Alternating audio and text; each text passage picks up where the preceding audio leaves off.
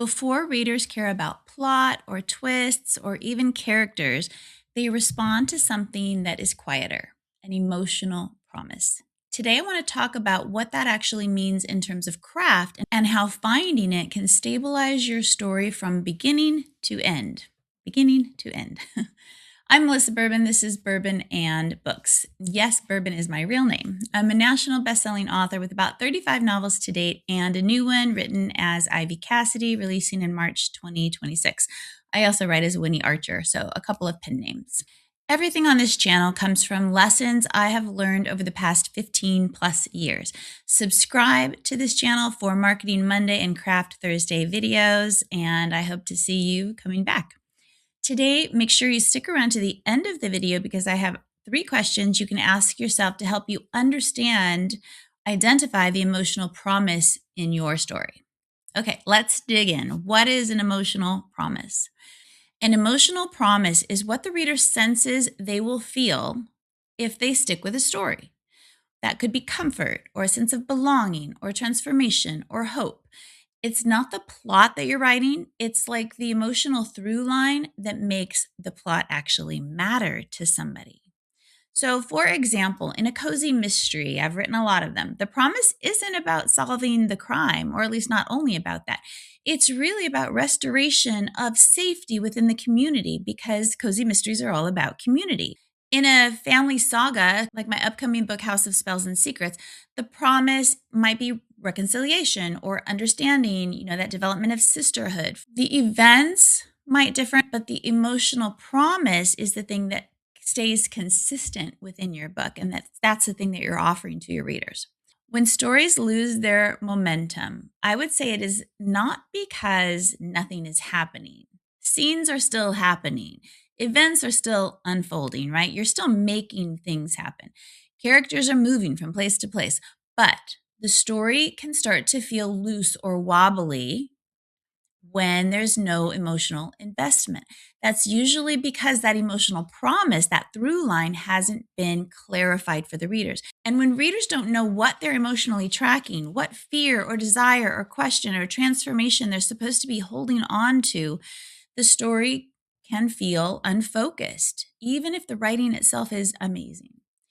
Okay, here's the reframing I would love for you to remember. When readers say that they have lost interest, what they usually mean is that they lost the emotional thread. It's not that the writing suddenly got worse. It's all about that emotional through line. What does that actually look like on the page? This is what happens when the emotional promise isn't clear.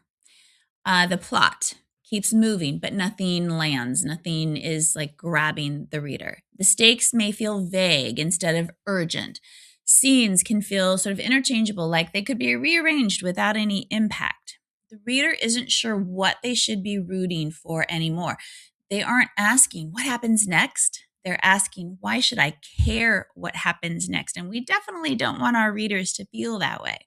If a story doesn't answer that emotionally, then the momentum is going to fade and they're going to lose interest. Emotional tracking actually matters more than plot tracking, in my opinion.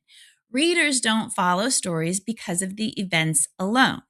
They follow stories because they are tracking something emotional. Will this character finally belong? Will they face the truth they've been avoiding? Will they heal or change or escape or accept something difficult? If the reader loses sight of the emotional journey that your protagonist is on, even temporarily, just even for a beat, the story can feel like it's drifting, like it's not grounded. And this is especially common in the middle of the book, that saggy middle, where the world building may be expanding, where subplots are multiplying, where tension is diffusing maybe, where the original emotional question can get buried. So without a clear emotional through line, even that beautifully written scene can feel like it has no purpose, and we want it to have purpose and meaning. Okay, how do you fix the wobble? Well, whenever a story feels like it is sagging, there are a couple things you can ask yourself. What emotion is my reader supposed to be tracking right now? What do you want them to be feeling? What fear or hope or longing is active in this section? You need to identify the emotion. And how does this scene move the emotional needle for your protagonist, even just a little bit? Every scene doesn't need this huge emotional payoff, but it does need to relate back to the emotional promise you made at the beginning of the story. And that promise is the invisible contract, sort of, between you and your reader. And when you honor that, the story stays grounded, it's focused, it's compelling, no matter what is happening on the page.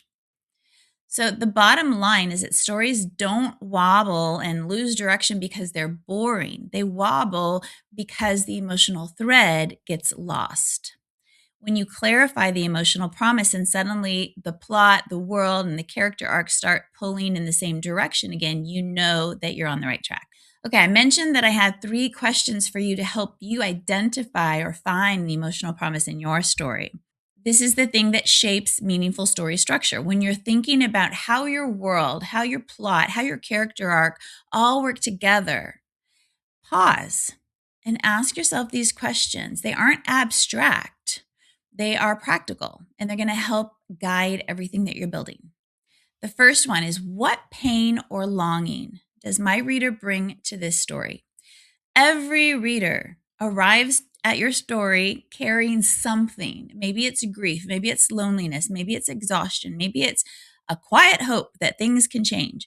They may not be able to name it, but they're looking for a story that meets them there, that taps into that emotion. So ask yourself, is my reader craving belonging? Are they searching for hope after loss? Do they want reassurance that change is possible? Do they want to feel seen or understood or less alone? When you understand the potential emotional state your reader is bringing into the page, then you can shape a world that acknowledges that.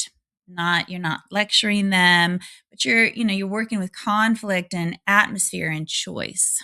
Okay, the second question is, what experience does the story offer in response to that emotional need? This is where world building and structure really come into play. So ask yourself, does my story offer comfort? Is it a catharsis? Is there a sense of justice or escape or validation? Or is it a safe place to explore hard questions? The experience you offer your reader needs to be intentional. A cozy mystery, yes, it's offering restoration and community. A fantasy might offer empowerment and transformation. A magical realism story maybe is going to offer wonder layered with, emotional truth. Your world, the way it feels, the way it moves, resists, the way it changes, that is what delivers the emotional experience to your reader. It's not just those plot events, it's how readers live inside the story while they are there with you. The third question is, what should feel different by the final page? This is that character arc, the hero's journey. This question is about emotional resolution, not just plot resolution. By the end of the story, what has shifted for your character internally? Like, how have they grown or changed? Okay, and also, what should shift for your reader? Maybe the fear that dominated the opening chapters has softened. Maybe a sense of isolation has turned into connection. Maybe certainty has been replaced with courage. Your world should reflect that change. Doors that were closed may be open. Spaces that felt confining may expand. Traditions may evolve. Beliefs might be challenged. So you're creating that world and showing the emotional shift through it. If nothing feels different by the final page, emotionally, thematically, or atmospherically, the story can feel unfinished, even if the plot is technically resolved. Now, I have a video on this, so that could be the thing that you watch next, which is using atmosphere in your world building to convey emotions. So look for that above here at the end of this video. When you answer these 3 questions clearly, you stop writing just events and start crafting experiences. You aren't asking what happens next. You're asking, what does this story give the reader? Why does it matter to them? And that is when your world, your story structure, your character arcs, all of those things are going to work together with intention. So, as well as those 3 questions, I have a little micro exercise for you. Try writing one sentence that begins with this prompt, this stem. This story promises the reader, ... finish that statement. If you can't finish that statement yet, it's not you haven't failed. It's just that you need information. You need to identify that emotional through line. Once you know your emotional promise, every craft decision in this story, in the story that you're writing, gets a little bit easier. Now, if you want to see how this connects to what readers respond to, make sure you come back Monday and watch what readers actually buy next. That is coming on Marketing Monday. It's all interconnected. Remember, check out the World Building with Atmosphere video, and I will see you next time. Until then, happy writing.